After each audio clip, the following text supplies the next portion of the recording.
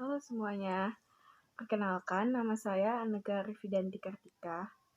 Pada kali ini saya akan membahas mengenai arbitrase sesuai yang tertuang di dalam Undang-Undang Nomor 30 Tahun 1999. Mari kita mulai. Pada kali ini kita akan membahas 4 topik. Topik yang pertama mengenai definisi arbitrase. Topik yang kedua, apa saja keunggulan-keunggulan dari arbitrase. Topik yang ketiga, tentang syarat yang diperlukan untuk menjadi seorang arbiter.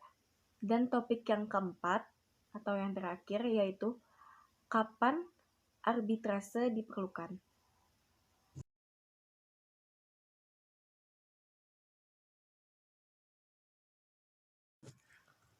Definisi arbitrase sesuai dengan Undang-Undang Nomor 30 Tahun 1999 menyatakan bahwa arbitrase adalah suatu cara penyelesaian suatu sengketa perdata di luar peradilan umum yang didasarkan pada perjanjian arbitrase yang dibuat secara tertulis oleh para pihak yang bersengketa.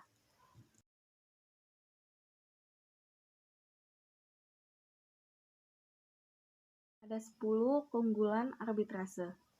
Mengapa mereka banyak memilih arbitrase?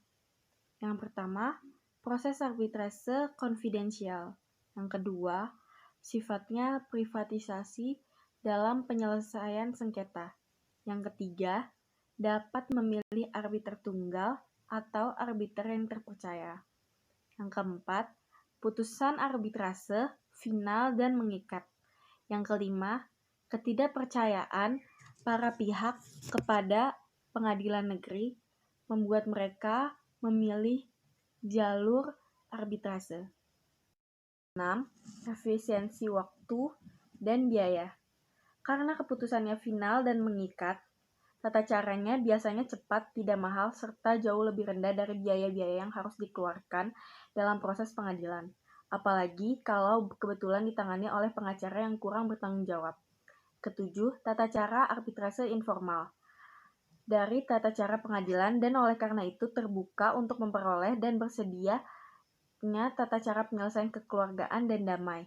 Memberi kesempatan luas untuk meneruskan hubungan komersial para pihak di kemudian hari setelah berakhirnya proses penyelesaian sengketanya. Kedelapan, khusus arbitrase internasional menciptakan tata cara penyelesaian sengketa komersial secara damai.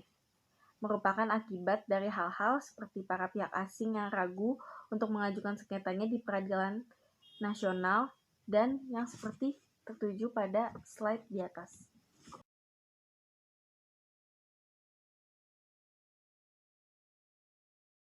Syarat menjadi arbiter.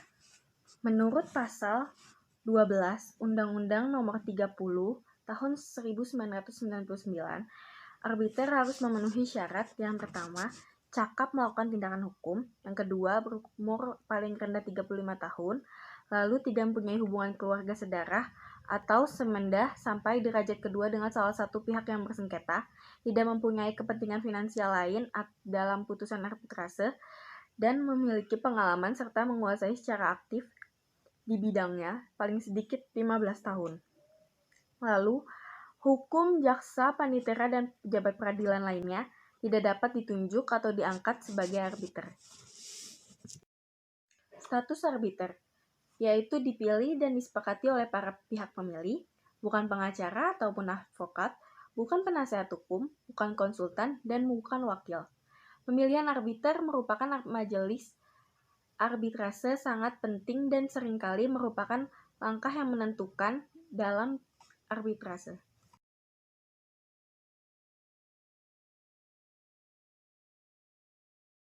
Arbitrase perlu.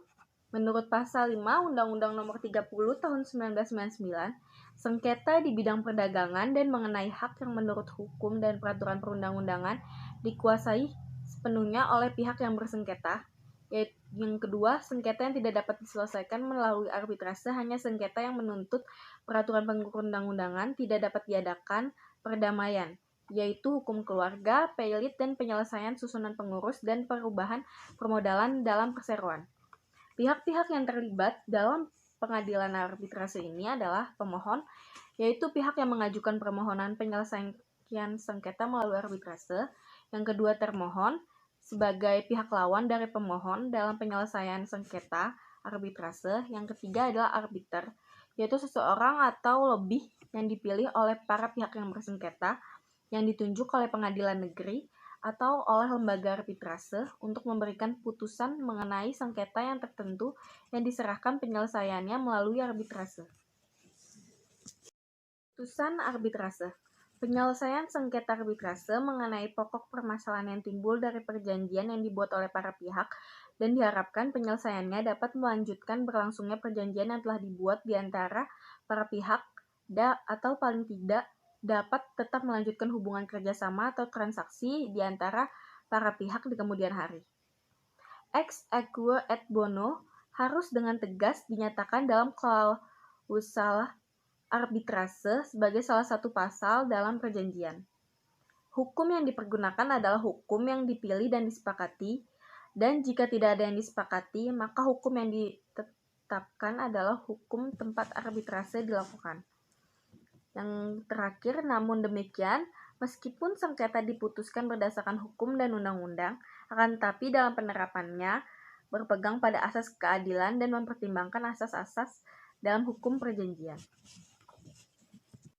Putusan arbitrase di Bani dijelaskan di dalam susunan flowchart di atas. Dapat dibaca. Putusan arbitrase di Bani dijelaskan di dalam susunan flowchart di atas. Dapat dibaca.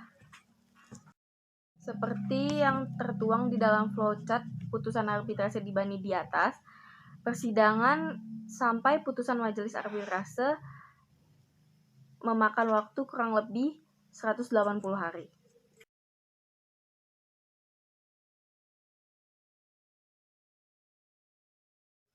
Sekian presentasi dari saya hari ini mengenai arbitrase sesuai dalam Undang-Undang Nomor 30 Tahun 1999. Mohon maaf jika ada kesalahan-kesalahan baik kata maupun kalimat yang saya ucapkan. Terima kasih.